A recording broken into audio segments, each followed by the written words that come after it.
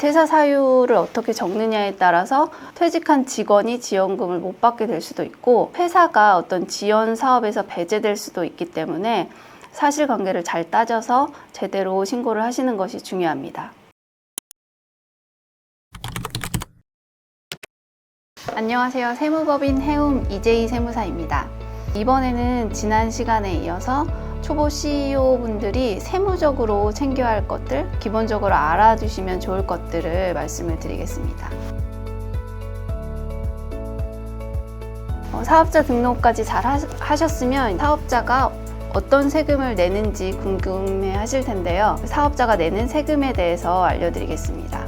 대표님들을 만나보면은 세금의 종류를 모르는 건 아닌데 왜 이렇게 세금을 여러 번 걷어가냐, 세금이 너무 많다, 이런 말씀을 많이 하시는데 사실 사업을 통해서 벌어들인 소득에 대해서 내는 세금은 한 가지입니다. 법인 사업자는 법인세, 개인 사업자는 종합소득세를 1년에 한 번 내는데요. 법인은 3월에 법인세, 개인은 5월에 종합소득세를 신고 납부합니다. 그리고 이게 소득에 대한 세금이라면 거래에 대한 꼬리표 개념의 세금이 있는데요. 매출이나 매입에 붙이는 꼬리표가 부가가치세고 급여같이 사람한테 주는 비용에 붙이는 꼬리표가 원천세라고 생각하시면 편합니다.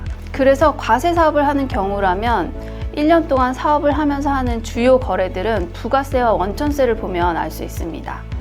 부가가치세는 법인은 매 분기별로 신고하고 개인은 매 반기마다 신고 납부하고 원천세는 매월 신고 납부합니다. 그리고 세금 외에 제출하거나 신고 의무가 있는 사항들도 있는데요. 예를 들어서 개인 사업자 중에 매출이 업종별로 7,500만 원에서 3억까지 그 기준을 넘는 경우에는 복식부기 의무자라고 하는데, 이런 복식부기 의무자인 경우에는 사업용 계좌를 만들어서 홈택스에 등록을 해놔야 됩니다. 만약에 등록하지 않으면 가산세 대상이기도 하고 나중에 종합소득세 신고할 때 세금 감면을 못 받게 될 수도 있으니까 꼭 확인을 해보셔야 됩니다.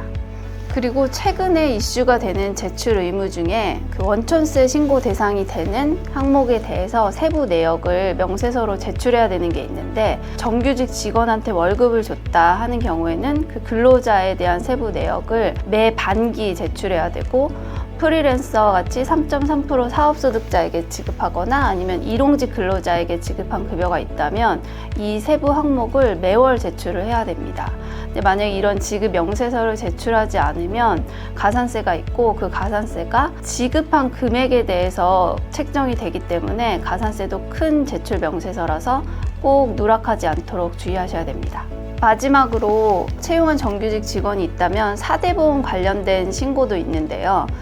정규직 직원이 입퇴사하는 경우에 사대보험 공단에도 신고를 해야 되는데요. 이때 주의할 점은 입사 신고할 때는 직원의 인적사항뿐만 아니라 입사일, 그리고 주 근로시간, 그리고 업무를 하는 직종을 기재를 해야 되는데 이 기재 내역에 따라서 지원금이 제한하는 경우가 있기도 해서 나중에 이걸 소명하려면 고생을 하는 경우가 있기 때문에 신고할 때 근로계약서에 맞게 잘 신고를 하셔야 됩니다. 그리고 퇴사 신고 시에는 퇴사 사유를 적는 것이 굉장히 중요한데요.